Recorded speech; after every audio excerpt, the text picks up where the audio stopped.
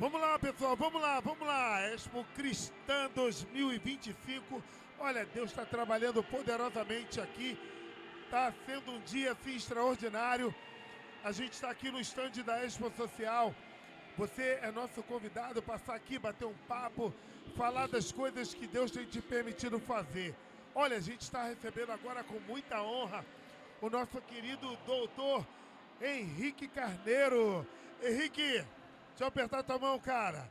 Muito obrigado pela tua presença aqui. Como eu te chamo? Doutor Henrique, Henrique ou Tenente Henrique? Henrique. Tudo bem, doutor Henrique é médico, gente. Olha, você sabe, né? A gente passou pela pandemia e até a pandemia todo mundo valorizava médico, mas o patamar se elevou depois desse momento crítico que a humanidade passou, não foi só no Brasil. E eu não tive a oportunidade de chegar para um médico e falar o que eu vou falar agora. Eu quero te agradecer, cara. Quero te agradecer porque eu tenho certeza que naquele momento você já devia estar aí salvando vidas, se doando, muitas vezes correndo riscos, porque nesse tempo eu estava cuidando de refugiados, Henrique. Eu estava cuidando de refugiados na nossa base lá de Vista Alegre, tinha 450 venezuelanos lá, e a gente também passou por um momento desse, mas eu não tenho o conhecimento que você tem, não é? Como eu queria ter te conhecido naquele momento, para que você fosse ali uma ajuda crucial para a gente. Mas olha, eu não quero falar, eu quero saber do Henrique. Fala para mim, agora é o momento de eu te ouvir. O que você tem feito por aí para impactar a vida das pessoas? Bispo, em primeiro lugar, agradeço a Deus, né, por essa oportunidade aqui de estar com o senhor. É um homem de fé, um homem que lidera uma comunidade grande. Tenho muito respeito pelo senhor, pelo ministério. E agradeço também a toda a sua equipe por essa oportunidade. Eu sou um ex-aluno de escola pública do interior do estado do Rio de Janeiro. Uma criança que ali... Tá escutando aí, pessoal? Desculpa, tive que te interromper. Desculpa, porque quando a gente fala de médico, a gente já pensa, não, o cara tava ali de PUC e tal, escola pública. Eu gosto de iniciar falando isso para justamente causar esse espanto, né, no bom sentido, e incentivar a molecada, incentivar a nova geração aí, que como alguns colegas já falaram aqui antes de mim, a gente está vivendo uma transformação social nos almejos dessa nova geração. A gente tem aí os influenciadores digitais como um grande ideal de vida para as crianças e adolescentes. As profissões tradicionais estão perdendo espaço para as novas profissões. Mas na minha época de criança e adolescente, ser médico era um sonho, né? Como ser policial, ser bombeiro, ser professor, ser um atleta, né? No Brasil principalmente. E eu, como aluno de escola pública, eu gosto de dizer que fui aluno de escola pública para ter esse incentivo do pessoal que é possível, né? É possível as camadas sociais menos favorecidas lutarem por si só, independente do governo, independente do apoio ou não, independente da assistência ou desassistência em vários momentos da nossa formação enquanto criança, adolescente, e construirmos o nosso caminho, né? É claro que a gente está numa feira cristã e eu não posso deixar de tocar no ponto em que Deus construiu para mim esse caminho juntamente comigo. Claro que foi um esforço pessoal, né? Para a galera que está assistindo, tem que ter o esforço pessoal, tem que ter horas de dedicação, abdicação, estudo, mas o grande ingrediente veio de Deus, né? Eu tenho uma história breve para iniciar falando de quem sou eu, como o senhor pediu para iniciar falando. Uma vez eu fui numa oração, num grupo de oração em São Paulo, onde haviam homens ali que tinham uma fama de revelar coisas da parte de Deus para as pessoas que ali estavam buscando. Sim. E eu fui de companhia uma vez com os amigos que estavam buscando isso. Eu fui sem buscar nada, fui para acompanhar. E lá no monte, iniciada a oração, o pastor disse assim: esse jovem ali, apontou para mim, esse jovem, nessa manhã, tinha umas 30 pessoas, tinha gente de outro país, tinha gente da Espanha. Ele disse assim: esse jovem ali, Deus está me incomodando para dizer para você o seguinte, nesta manhã, Ele quer que você diga, Ele já sabe, mas Ele quer que você diga com a sua boca qual o desejo do seu coração. Porque o que você disser aqui, Ele vai fazer acontecer, Ele vai realizar. Que forte, hein? E aí eu esbocei a intenção de falar e ele disse assim: não, espera, pensa bem. Ele mandou você pensar bem, porque o que você disser, Ele vai cumprir na sua vida. Presta atenção. Palavra liberada. Você pode não estar acreditando nisso, mas faz dessa forma, pensa bem. E aí eu pensei, eu falei assim: pastor, eu estou pronto, eu já sei o que é. Ele falou: então pode falar. Eu falei: eu quero ser médico. E aí ele falou: então Isso Deus... você tinha que idade, mais ou menos? Eu tinha 20 e poucos anos. Eu já tinha uma profissão, já era biólogo, já tinha um mestrado na Fiocruz, eu era pesquisador iniciante, né? Eu estava indo para o doutorado. E, na verdade, aquele momento ali foi decisivo para eu realmente mudar a carreira para a área médica.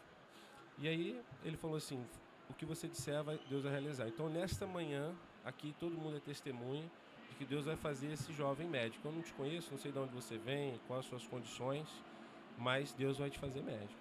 E aí dali, eu, mais confiante ainda, eu continuei estudando e consegui prosperar e lograr essa profissão, que eu tenho certeza que foi Deus que sonhou para mim. E diante dessa conquista, eu fui atrás de outras coisas, né? Fui atrás de um concurso público, como o senhor mencionou. Eu sou primeiro-tenente PM médico, oficial da Polícia Militar do Estado do Rio de Janeiro. E lá no hospital da polícia, atendendo na emergência onde eu trabalho, policiais e familiares, beneficiários do hospital, eu atendi uma pessoa do PROERD. Não sei se o senhor conhece esse programa. Sim. Programa antidrogas da Polícia Militar. Sim. Atendi uma subtenente que estava passando mal. Ela elogiou muito o atendimento, o hospital, ficou feliz com o atendimento. E na hora de fazer a dispensa dela, a LTS, eu vi que o batalhão dela, ela era lotada no PROERD. E aí eu falei assim: querida, é a segunda pessoa do PROERD que eu atendo aqui nesse tempo que eu estou no hospital. Poucos de vocês vêm aqui. Aí ela: você conhece o programa? Eu falei: não só conheço, como quando era criança, na quinta série, aos 11 anos, eu participei do PROERD. Eu fui uma das crianças que fez parte do PROERD e na minha turma eu fui o orador na formatura. Ela: nossa, e hoje você é médico da Polícia Militar. E aí acabou que nesse último dia 18 de outubro, o PROERD fez uma homenagem ao Dia dos Médicos e escolheu a minha história para colocar no Instagram deles. Que top! Para não deixar passar em branco isso, né? Que uma criança de escola pública do interior pode sim, por que não? Pode sim sonhar o que ela quiser, pode sim realizar aquilo que ela tem no seu coração, mas eu tenho certeza que foi Deus também que tinha isso no coração. Então, o senhor que é pastor entende disso muito mais do que eu, mas eu tenho certeza que quando a gente entra em harmonia no nosso coração com o coração de Deus, é aí que a nossa vida começa a andar, né? Então eu acho que, claro, que a gente tem que buscar, a gente tem que estudar, trabalhar, mas a gente não pode deixar de perguntar para Deus: Senhor, qual o desejo do teu coração para mim? O que o Senhor quer de mim? Onde o Senhor me quer? Onde eu posso te servir? Né? E Ele vai responder, como me respondeu. E hoje eu sou esse médico que milita, além do Hospital da Polícia Militar, milito no SUS, como a maioria dos meus colegas, né? E vivemos sim esse momento que o senhor mencionou da pandemia, né, do Covid-19. Perdemos muitos familiares, amigos, pacientes, porque muito não se sabia Sim. da doença em si. O senhor falou eu não tenho esse conhecimento, mas o senhor tem, né? Você tem esse conhecimento e antes eu tivesse te conhecido antes para me ajudar lá naquele campo onde eu estava atuando. Os protocolos, na verdade, eram todos como uma incógnita. Mas né? nós também não tínhamos esse conhecimento quando estourou a pandemia, né? No pico do contágio, das sequelas e da evolução da doença, a gente costuma dizer que a gente trocava pneu com o carro andando. A gente precisava instituir o tratamento baseado em outras experiências da literatura, né? A literatura médica vasta em outras ocorrências, em outras patologias, a gente foi adaptando os protocolos para a Covid-19, porque é uma doença pulmonar, infecciosa aguda, né? Que causa uma inflamação muito grande no pulmão, muito intensa. E outras doenças também causam isso, mas não com os mesmos mecanismos, né? Então muita coisa que se fez no início da assistência a esses pacientes dava certo e outras não, né? Muitos pacientes, infelizmente, se foram por iatrogenia, por erro de protocolo, mas isso estava sendo construído enquanto a pandemia acontecia. Por exemplo, as pessoas que a gente atendia, o protocolo era azitromicina. Exatamente. Azitromicina, né? Existe um fundamento, né, até para essa medicação, que a gente sabe que a azitromicina ela é um antibiótico, né, classicamente, mas ela tem também um efeito anti-inflamatório porque inibe vias lisossomais ali da célula e isso acaba contribuindo para diminuir a resposta inflamatória do hospedeiro diante da infecção do vírus. Sim. Então era como se fosse um anti-inflamatório para o pulmão do paciente. Sim. E não só um anti-inflamatório para o pulmão, mas também prevenindo uma infecção bacteriana oportunista que pudesse se instalar enquanto o pulmão estava inflamado pela Covid. Tinha paciente que entrava no CTI com o pulmão inflamado de Covid, mas daí 2, 3 dias uma bactéria entrava ali e ainda fazia uma infecção bacteriana por cima. Entendi. E aí a azitromicina também entrava nesse contexto de profilaxia e outros antibióticos também. A azitromicina ficou mais famosa pela divulgação que teve naqueles dias, né? Com 25 anos, alguém liberou uma palavra profética para a tua vida. Você falou, não, quero ser médico. Eu entrevistei agora há pouco o nosso querido vereador Eliel Borel. Sim. E eu fiz a pergunta para ele. Você levantou a mão e falou que queria ser vereador um dia?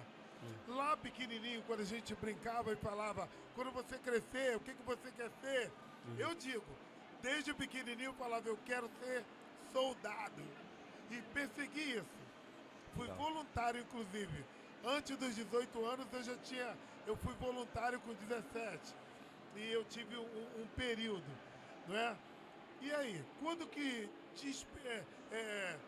apareceu aí esse desejo, despontou esse desejo aí? Cara, na verdade, quando eu era criança eu era meio esquisito. Porque passava uma novela que era o Clone, não sei se o senhor lembra.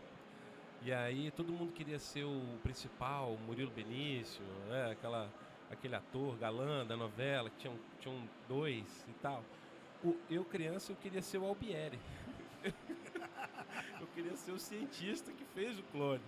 Eu sempre tive isso na minha natureza, né? De descobrir, de me interessar por ciência, por essas curiosidades. E aí eu fui biólogo, né? Sou biólogo, fiz um mestrado, trabalhei com pesquisa. E no Brasil há uma dificuldade muito grande para o pesquisador. O Brasil é um grande exportador de cérebros, né? No meio científico. A gente tem pesquisadores brasileiros aí espalhados pelo mundo ganhando prêmio Nobel e isso não volta. Isso não volta. Ficam por lá. Essa tecnologia fica lá, né? É utilizada lá. E às vezes nem chega aqui. Existe uma retenção do investimento, na verdade. Né? O retorno é dado lá e a gente fica sem esse conhecimento, sem esse profissional e sem esse retorno em termos de tecnologia e financiamento, né? Então, meio que desistindo dessa carreira de pesquisa no Brasil e sem vontade nenhuma de ir para fora, nunca tive vontade de morar fora do país, nunca tive vontade de lutar por isso. Pelo contrário, eu gosto do Brasil, gosto do Rio de Janeiro, com todas as mazelas, com todas as dificuldades e, na verdade, eu acho que por causa delas é que eu gosto daqui, porque eu acho que que a palavra de Deus diz que a gente tem que ser sal da terra e luz do mundo. Exatamente. Então eu acho que homens que desejam cumprir a vontade de Deus, eles têm que se colocar em locais críticos, né? A gente muito conversa sobre isso, estava conversando isso agora há pouco. Jesus não estava nos templos. Jesus exerceu a maior parte do seu ministério na praia. Exerceu a maior parte do seu ministério na casa de amigos, né? Na casa de publicanos, de pessoas tidas como não religiosas, pessoas ruins para a sociedade. E onde nós estamos hoje, século 21, 2025, eu formo médico, vou embora para a Europa, viver a minha vida da melhor forma para mim, mas tudo que eu aprendi, tudo que o Brasil me tornou, tudo que o Brasil investiu em mim, eu tenho que devolver aqui, eu penso assim, isso é uma visão pessoal. Então eu preciso estar aqui, eu preciso estar no Rio de Janeiro, eu preciso estar nas comunidades, eu preciso ter acesso às comunidades, eu preciso ter acesso aos meninos de 10, 12 anos, que às vezes estão sem referência mais do que vão ser, como eles poderão ser úteis, né? Eu não sei nem se eles pensam isso, se querem ser úteis de alguma forma, mas eu preciso estar inspirando essa galera, eu preciso estar influenciando de alguma forma e dando assistência no SUS, né? As famílias que não têm acesso a hospitais particulares, com melhores instalações, estrutura, equipamentos. Lembro que o senhor me fez uma pergunta mais cedo em relação aos médicos, né? Sempre ouvi dizer que o médico do SUS é melhor do que a galera que está no particular. Isso de certa forma é uma lenda, porque uma lenda urbana que se instalou. Porque na verdade os médicos estão circulando em todas as unidades, sejam públicas ou privadas, a galera é a mesma, né? Entendi. O que muda muito são as instalações, os equipamentos, os insumos, os materiais. Eu tinha essa dúvida. O material muda muito, dependendo da cirurgia que você precise fazer. O SUS consegue disponibilizar um tipo de material e o convênio, o particular, consegue disponibilizar um outro tipo de material. Mas o cirurgião, na maioria das vezes, vai ser o mesmo que te opera no SUS, vai te operar no melhor hospital particular do Rio de Janeiro, né? E na verdade, diante de todo esse contexto, eu sinto que eu sou mais útil aqui. Eu consigo salgar, eu consigo iluminar. Que legal. Onde não tenha a luz, onde não tenha tanto sal, né? Todos nós. Então eu me sinto mais útil por aqui, nunca pensei em sair do Brasil. E para não sair do Brasil, eu precisava de uma profissão que me encaixasse melhor no nosso contexto. E aí eu comecei a buscar isso. Em pouco tempo buscando isso, eu tive essa experiência com Deus lá em São Paulo, que eu descrevi. Posso compartilhar algo com você? Claro. Que tem a ver? Você sabe que um dia Deus me chamou e mandou estender a mão. E falou o seguinte: para onde você apontar, eu vou te mostrar uma África carioca. E a gente é insistente, né? A gente quer questionar com Deus. Mas o que Deus estava falando para mim é que Ele ama as pessoas que vão na África, ama as pessoas que vão no Afeganistão, na China, onde for. Mas o meu chamado específico era aqui. Sim. E eu identifiquei no Rio de Janeiro várias Áfricas. Várias Áfricas. Agora, olha só que coisa interessante. Em 2017, nesse mesmo equipamento aqui, eu participei do método CIS, do Paulo Vieira, ok? Uhum. Paulo Vieira trabalha Romanos 12:2.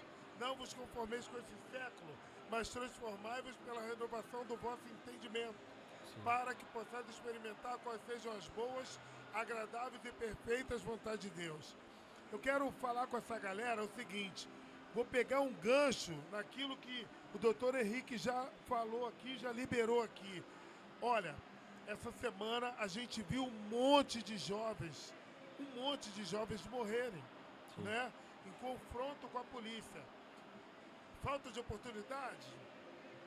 Falta de desejo de buscar alguma coisa melhor? Falta de referencial, né? O que a gente precisa transmitir é que é possível para todos. Sim. Você saiu de uma escola pública, Uma escola pública, muitas vezes, a gente tem como uma não referência, né? As pessoas olham para uma escola pública e acham, não, o que pode vir daquela Nazaré? Aí, Exato. O que pode vir? E eu, vendo o nobre vereador falar há pouco, né, sobre a questão da violência infantil, né, que ele muito milita e está representando muito bem isso na Câmara, e acredito que vai alçar sim voos maiores em breve para ter mais voz. né, e mais poder para conseguir lutar nesse tema, vendo ele falar sobre violência infantil, me veio à mente uma violência que é mais velada, que é a violência de violentar o sonho de uma criança. Meu Deus. Violentar o potencial que ele tem dentro dele de se tornar, de ser, e isso ser simplesmente abafado, limado ou desanimado. Isso é um tipo de violência muito mais velada, muito mais discreta, mas que passa pela educação, né? Que passa pela educação pública. Existe uma frase que não é muito bem definida o seu autor, né? Alguns atribuem a Darcy Ribeiro, né? Que foi um ministro da educação, é o nome da UENF, o nome de uma universidade em Campos do Goytacazes leva o seu nome. Darcy Ribeiro foi governador do estado do Rio de Janeiro, aos 23 anos foi ministro da Educação do Brasil, uma referência para os educadores. Se atribui a ele a seguinte frase: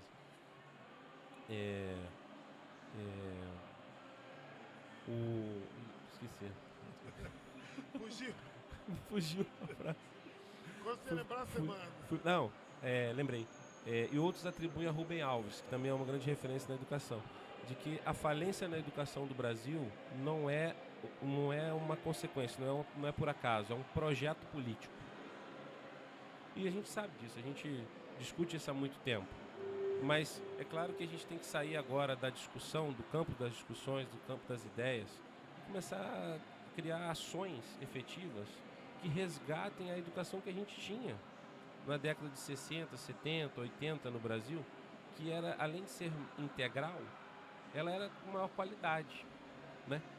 E aí eu começo a pensar da seguinte forma: será que para a gente ter uma educação melhor, em quem que a gente tem que investir? Em que a gente tem que investir? Será que é em uma boa merenda? Será que é uma boa carteira? Será que é num ventilador, num ar-condicionado? Ou será que é no time de professores? Porque quando um presidente de clube, né, a gente fala muito de futebol no Brasil, então fazendo uma analogia ao futebol, quando o presidente de clube pensa em melhorar o clube, ele investe no plantel, ele investe nos jogadores, em quem vai vestir a camisa do time.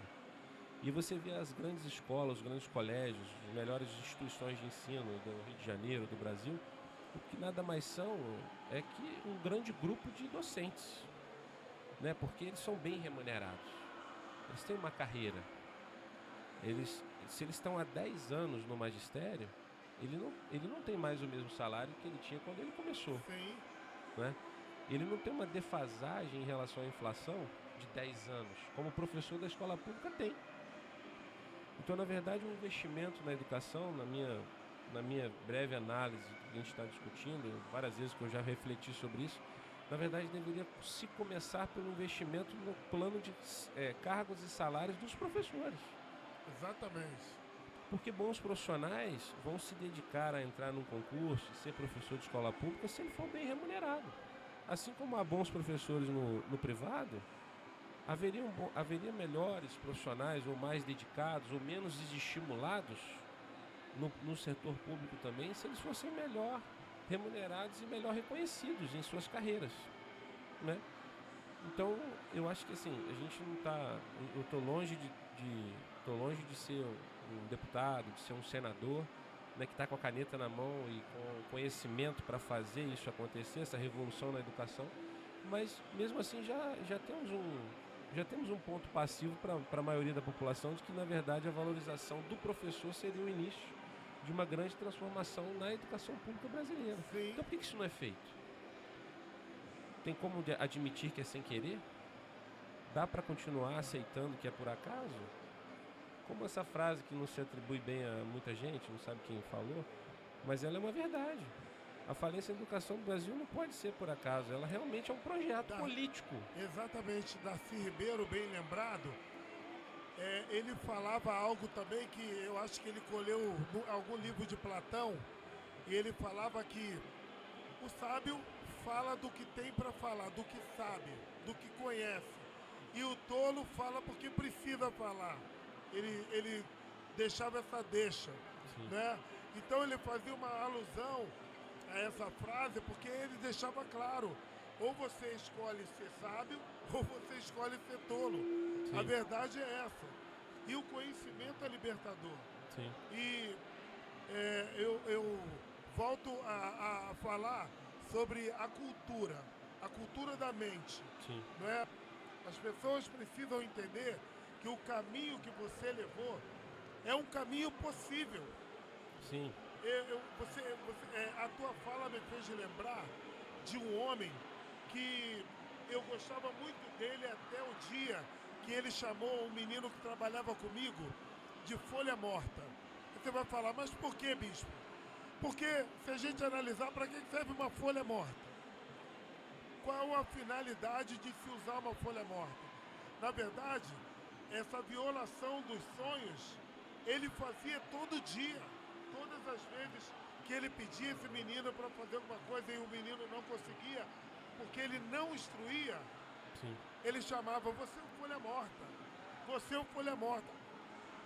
Henrique, isso me incomodava profundamente. Isso é uma violência. É uma violência. Isso é um tipo de violência. E que não é tão discutida. A violência física, é claro que é uma realidade, né? Eu vi o vereador falando sobre 84% dos casos de abuso sexual é no lar, é no seio familiar. Tanto é que Outubro Rosa, que acabou de acontecer, Sim. a campanha, nas palestras que a gente faz, né, na unidade onde eu trabalho, eu fiz uma palestra sobre prevenção do câncer do colo do útero, né, no HPV. Sim. A vacina conseguiu reduzir em 54% o número de mulheres com câncer do colo do útero. Isso é uma vitória do SUS, uma vitória do governo federal, através da vacinação. Vacinação de meninas e meninos a partir dos 9 anos de idade.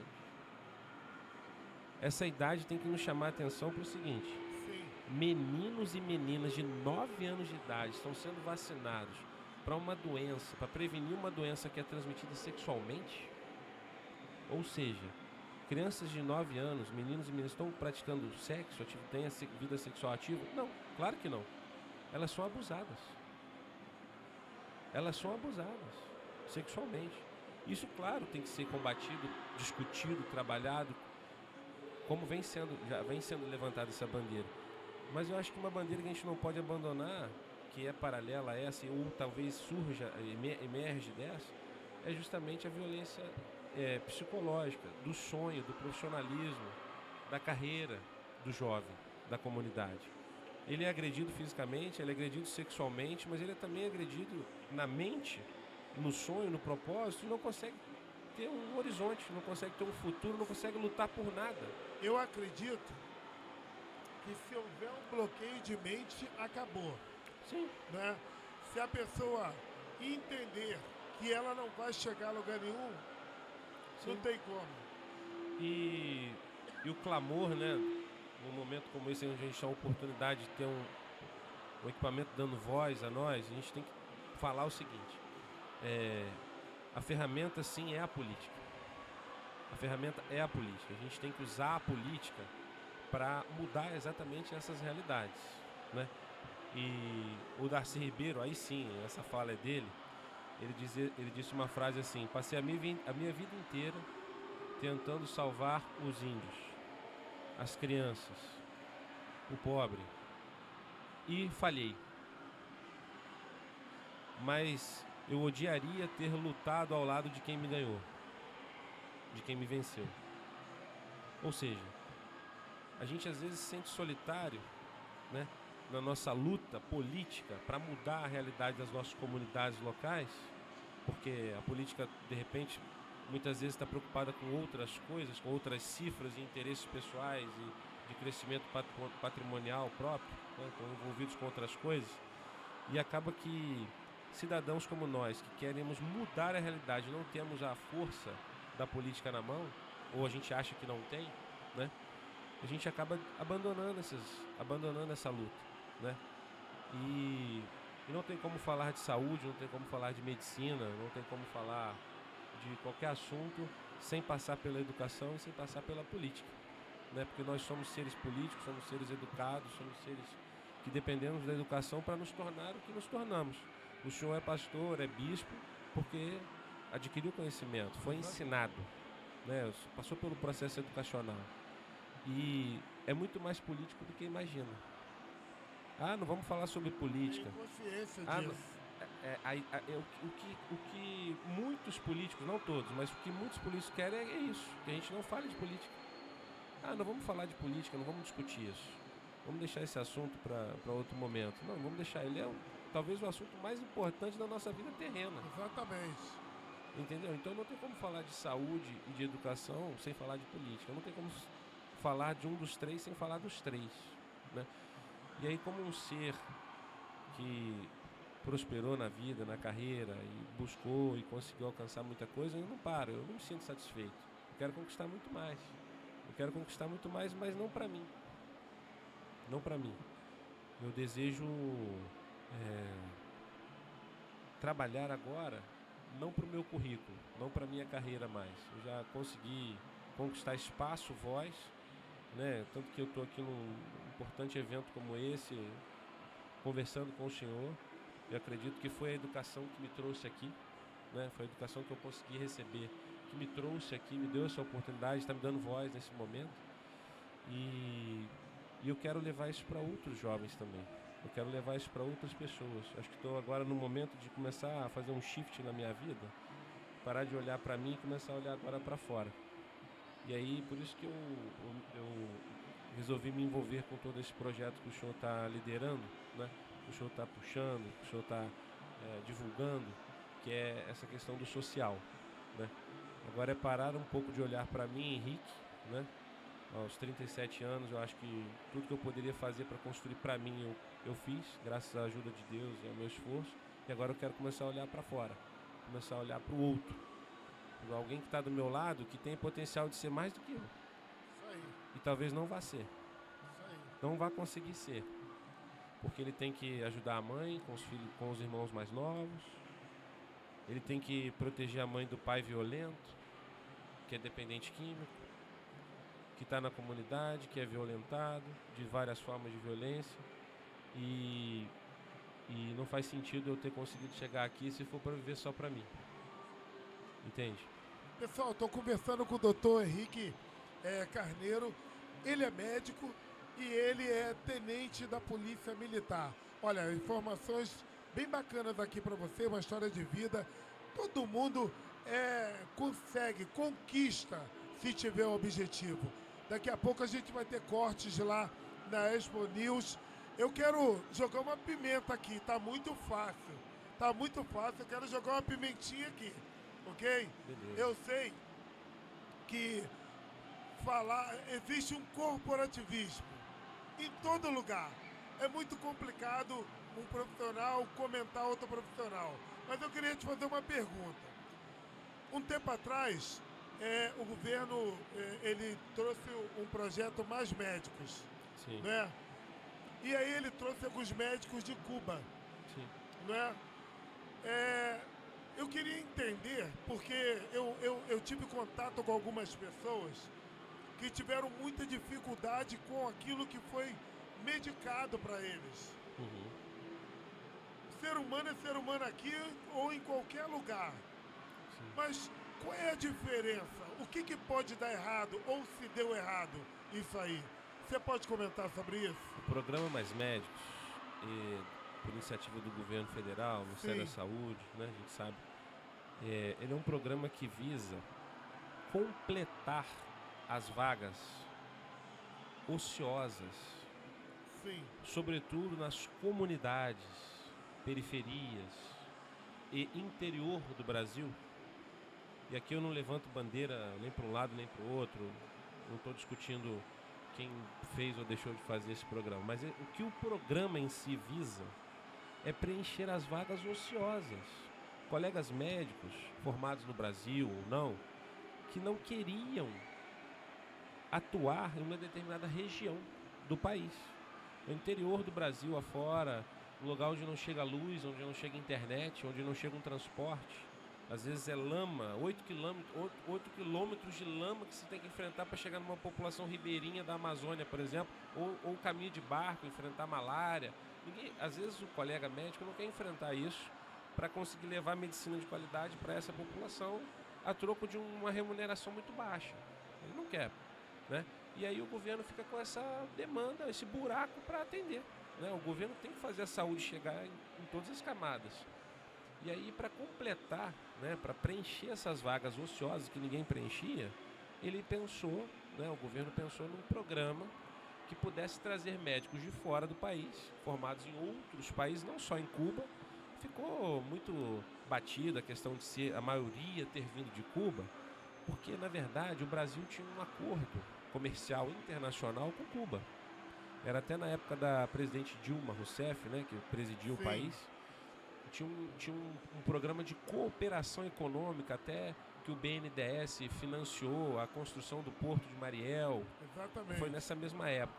Então, era uma troca que o governo cubano enviasse bons profissionais formados lá, médicos, para atuar preenchendo essas vagas carentes que o Brasil não conseguia, que o governo brasileiro não conseguia preencher. Só que, como muitas coisas do Brasil, os efeitos colaterais vêm e são difíceis de você administrar. A intenção do programa era essa que eu estou te dizendo. Né? Como educador, como médico, como profissional, sem levantar bandeira para nenhum lado, sem entrar na questão do viés político da questão, estou dizendo, no cerne da ideia, era só isso. Conseguir levar médico para quem não tinha médico. E se os médicos que estão aqui não querem ir lá, pela remuneração que eu tenho a pagar, que eu consigo pagar pelo SUS, eu tenho que botar alguém lá. Alguém precisa chegar lá. No índio, alguém precisa chegar naquele que não consegue ter um plano de saúde, aquele que mora no interior do Tocantins, no interior do Mato Grosso. A gente entende que tem relevância. Só que você concorda, tem relevância. A ideia inicial era essa, só que muitas distorções foram acontecendo ao longo do caminho. E isso a gente muitas vezes não consegue controlar, né? E a gente foi assistindo isso, a gente foi acompanhando isso como cidadãos, todos nós. E a mídia, às vezes, ela direciona para um lado, ela às vezes direciona para o outro, a depender do que ela quer fortalecer. O lado que ela quer trabalhar esse ano, ela vai direcionar as matérias, a ênfase e o teor das reportagens vão dar uma conotação para aquilo que está acontecendo. E às vezes a gente é levado a entender as coisas de uma forma como a mídia quer mostrar, né? Então, apesar de todas as distorções e deturpações, a origem do programa era muito boa e funcionou, conseguiu levar saúde para muitas camadas mais necessitadas. E, na verdade, Cuba, que é a escola médica lá, ela é internacionalmente reconhecida como uma de excelente qualidade, mas a gente concorda que, por exemplo, no Brasil a gente tem lá em São Paulo a USP. Sim. Uma instituição reconhecida mundialmente pela sua qualidade de formação técnica. Mas esses médicos da USP, eles estão em todo o Brasil atuando? Não. Então, apesar de Cuba ter uma medicina reconhecida no mundo, nem todos esses profissionais foram os que vieram para cá. Entendi. Muitos dos profissionais cubanos que vieram para cá, às vezes não era um profissional que realmente está na prateleira principal de Cuba. O senhor entende?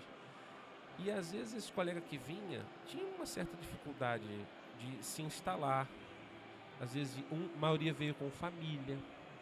Muitos vieram sozinhos para depois a família vir, né? Mas nesse contexto da língua, a diferença de idioma, adaptação ao local, à cultura. Até para construir um receituário. Desculpa. Até para construir um receituário, né? Como constrói um receituário se tem dificuldade com a língua? Sim, e também existe uma coisa na medicina que a gente preza muito, que é a relação médico-paciente. Se você parar para pensar, quando você está diante de um outro ser humano, para você confiar nele, acreditar que ele vai conseguir te tratar, sim, você tem que confiar. Exatamente. Você tem que, antes da receita ser escrita, tem que ser estabelecido uma via de confiança.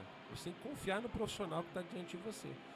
Então, muitas vezes o cubano, ou o médico estrangeiro, vamos dizer assim, que não era só cubano, né? Tinham várias nacionalidades aqui nesse programa, ele não conseguia construir essa relação médico-paciente, até pela barreira do idioma e pela barreira cultural. Essa relação não se estabelecia e o paciente acabava não acreditando na receita do profissional. E aí fazia-se o tratamento, às vezes desacreditando, ou pela metade, ou pela opinião da vizinha: olha, eu tomei esse remédio aí, não me dei bem não, hein? Eu tenho um primo que tomou esse remédio, teve uma hemorragia, foi parar no hospital. Aí a pessoa abandonava o tratamento e não resolvia. Você entende? Sim. Que para que uma pessoa possa fazer o que você prescreveu, ela tem que confiar em você. E muitas vezes isso não acontecia com o médico estrangeiro. E aí o fracasso, muitas vezes, da terapêutica implementada por esses profissionais decorria dessa falta de relação médico-paciente. Entende isso? Muitos me perguntam, né? Não sei se o senhor ia chegar nesse ponto. Eu sei que a gente já está avançado e próximo, de repente, de acabar. Mas uma coisa que a gente não pode deixar de falar é da inteligência artificial. Né? Essa ferramenta, essa tecnologia que está inundando o planeta. E é irreversível, não tem volta. Não tem que ter mesmo, não.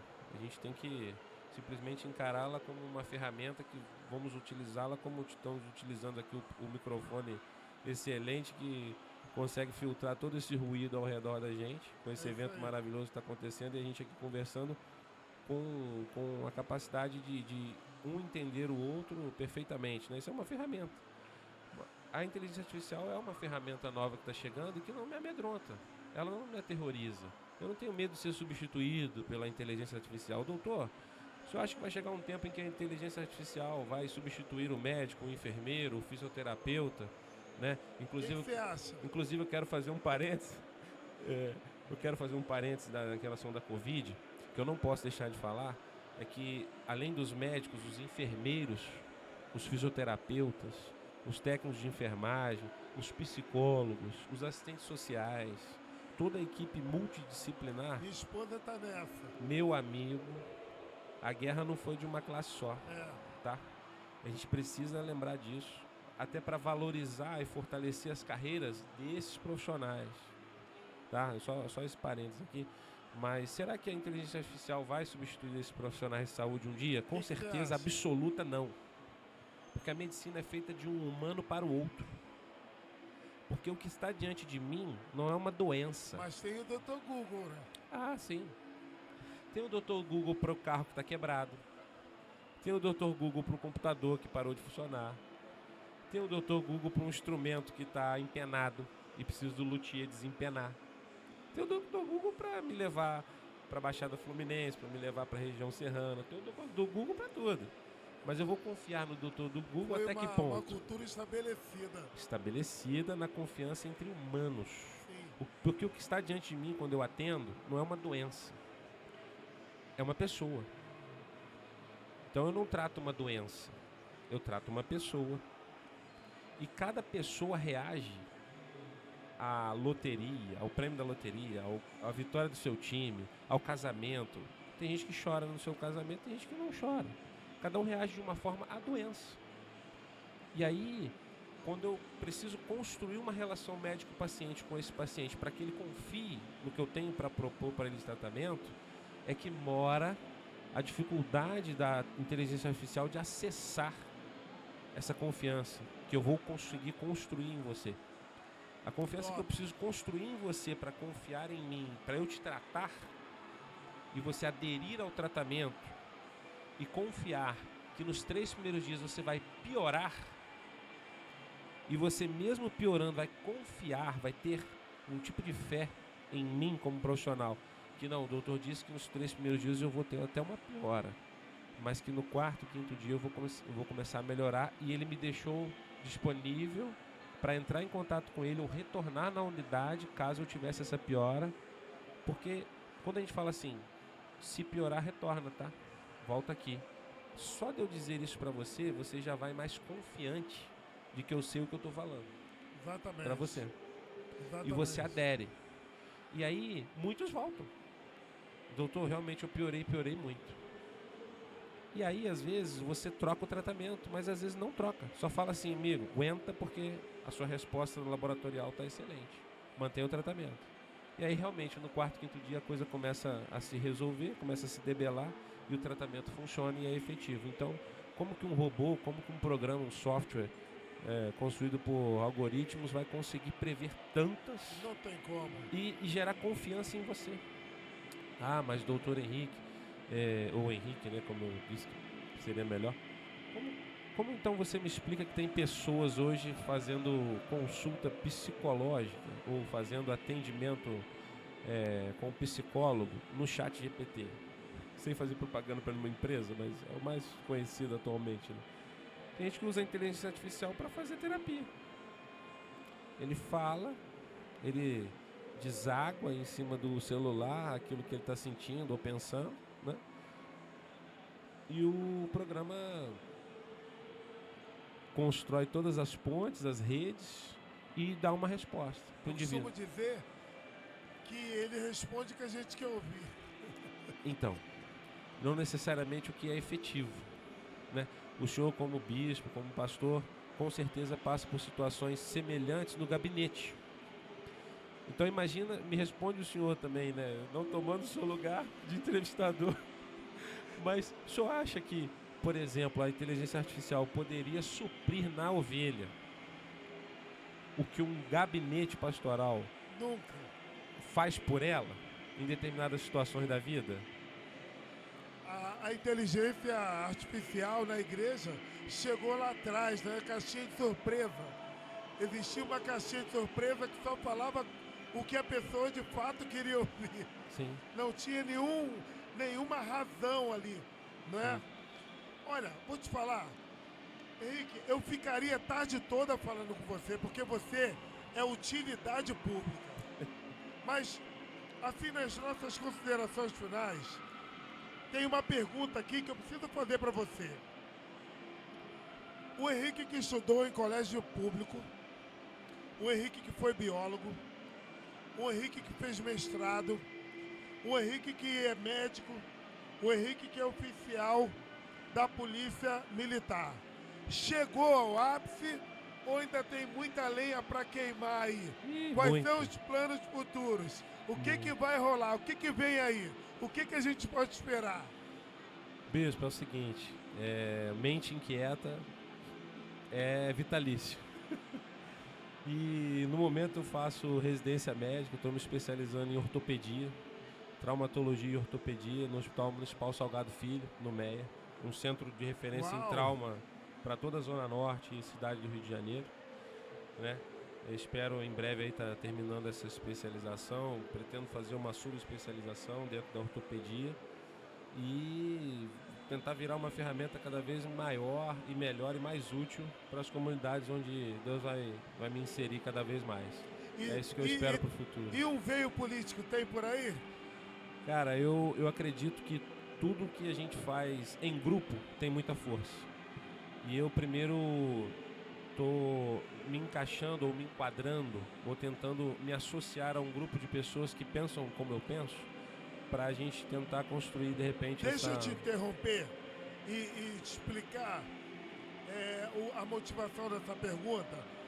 O podcast hoje é sobre gente que faz. Sim. Cara, a gente precisa mudar essa história. Sim. Então, quando uma pessoa é relevante, desculpa, mas a gente precisa incentivar essa pessoa a estar nos lugares certos. Sim. Cara, tem muita gente ruim. Hoje a gente falou aqui sobre as pessoas que têm dificuldade de falar de política. Quem não gosta de política é governado por quem gosta. Perfeito. Não é? Então, se eu fico, alienado ao que eu preciso fazer, as pessoas que gostam disso vão acabar fazendo. Sim. A política brasileira precisa de gente igual você. A gente estava conversando mais cedo, eu gosto de teologia aplicada. Eu gosto de pegar uma fala, um texto e mostrar, se Jesus curou uma pessoa, ele pode te curar. Se aconteceu com essa pessoa, pode acontecer com você. Sim. Se Deus fez tudo isso por você, você está no caminho certo. Você tem que cuidar de pessoas.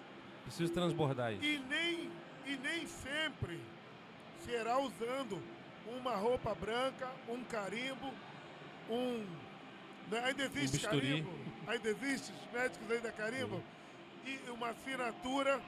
Talvez Deus queira que você galgue coisas maiores. Sim. A gente não aguenta mais desvio de medicamento, desvio de insumos. Não tem como, tem que ter gente séria. Sim. Tem que ter gente que conheceu lá como são as dificuldades. Tem que ter gente que valorize Quantos anos? Quantos anos para chegar até aqui? Ó, se for considerar desde o ensino médio, já tem 20 anos, 2 décadas. Sem parar. O que a gente pode esperar do Dr. Henrique? Eu tenho que transbordar. Não posso reter. Não posso. É minha obrigação transbordar. Transbordar isso pro meu redor. E o meu redor é a comunidade. O meu redor é a escola pública de onde eu vim. E eu acredito que o cristão tem um papel fundamental nisso. A gente não pode dizer que o cristão não deva se envolver com política, não. Muito se critica, muito se fala da mistura, né? Dos problemas que advêm da mistura religião e política, ou crença e política, ou espiritualidade e política. Mas enquanto seres encarnados que somos, né, habitando este corpo do pecado, que será substituído por um corpo de glória, através do sacrifício de Cristo, né? Enquanto isso não chega, presos a essa dinâmica terrena, nós temos que nos posicionar nela como cabeça e não como cauda. Porque se formos cauda, os mal intencionados que fazem tudo que o senhor citou como exemplo vão nos arrastar para o mesmo caminho. E sem perceber, nós cristãos estaremos fazendo as mesmas coisas que eles, porque eles são os cabeças e nós a cauda. E é bem assim, né? Se os bons se omitem, os maus, eles tomam o território. Sim. Quem se adianta, governa. Sim. O que acontece às vezes de uma pessoa cristã, um homem bem intencionado, até um homem às vezes com ministério, né, dentro da igreja, se aventurar na política e se perder. Isso acontece, a gente já viu muitos casos, né, infelizmente. Mas isso não pode nos desanimar. Isso não pode nos impedir. Isso não é? Há muitos casos de cristãos que, tendo cargo ministerial ou não na igreja, cargo eclesiástico ou não, se aventuraram na política e conseguiram fazer salgar, conseguiram Sim. iluminar o ambiente, Sim. que é muita treva. Muita treva. Porque existe também a cultura de generalizar tudo. Sim. Político é ladrão, polícia é ladrão, fulano é bandido, pastor é isso. Existe, Sim. mas não é a regra. Sim. São exceções. E eu quero louvar a Deus pela tua vida. Amém. Todo mundo que está passando aqui hoje, a gente está dando uma singela homenagem, fazendo uma singela homenagem. A Expo Social, ela mudou o contexto para esse ano. E nós estamos trabalhando com corridas, junto com a ação social, que é o nosso contexto. Sim. E aí a gente entendeu que hoje a gente vai estar condecorando todas as pessoas que têm feito a diferença aqui. Porque você é um cara que corre para a paz, você é um cara que corre para salvar pessoas, é um dos pés que se apressam para ajudar a salvar vidas. E a gente quer te dar esse singelo presente aqui. É de coração e você merece isso. Obrigado, meu amigo. Você não correu, você não foi na corrida, mas você tem corrido para salvar muitas pessoas. Eu quero te agradecer aí de todo o coração. Mas deixa um recado para a galera aí, para os meninos de 13, de 14, de 15, que acham que não vão chegar a lugar nenhum, que acham que já... Cara, Henrique, tem uma coisa que me irrita profundamente. Quando eu pergunto para um jovem, e aí, cara, como é que tá? Tá estudando? Eu já terminei. Terminou o quê, cara? Eu já terminei. Eu fiz o ensino médio. Pelo amor de Deus. Me ajuda aí, manda um recado para eles. Jovem, eu falo para você agora que tem aí seus 14 para 18 anos. Essa galerinha aí, fera, da internet, da inteligência artificial, de novas ferramentas, da nova geração. Gente, olha só, muita coisa nova está aí no pedaço, mas o conhecimento ainda, em boa parte, está no livro, está escrito, foi deixado da forma tradicional. Então, você que tem um sonho, não deixa ninguém enterrar ele. Só você pode enterrar o seu sonho. Mais ninguém, só você. Então, se algo acontecer e você não conseguir alcançar, o culpado vai ser só você. Você não vai conseguir culpar sua mãe, conseguir culpar seu pai, seus irmãos, seus amigos, a sua comunidade, o bandido, o policial, o prefeito, o professor. Você não vai conseguir culpar. Você vai tentar. Você vai tentar jogar, lançar essa culpa em outro, porque é o que todos fazem. Mas essa culpa vai ser sua. Você é o responsável. Deus colocou a caneta da sua história na sua mão. E está pegando com você, junto com a sua mão, essa caneta para escrever junto com você.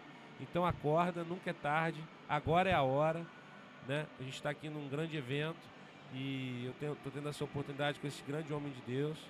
E estamos aqui para dizer para você o seguinte: vai que você vai conseguir e você ainda vai estar aqui para contar isso para gente. Isso aí, galera, autorresponsabilidade. Ninguém é culpado pelas nossas escolhas. Valeu? Doutor Henrique, um prazer inenarrável estar aqui contigo. Conta comigo. Ok? Tem meu contato lá no campo, nas dificuldades, na assistência, as ovelhas. Maravilha. Conta comigo. Maravilha. Fala comigo, me chama, me convoca, me intima. Estou à disposição. Fala aí, rede social, fala. Henrique Carneiro HCO no Instagram. Ó, Henrique Carneiro HCO no Instagram. Presta atenção, eu estou desconfiado que vem coisa boa aí. Fica ligado. Valeu!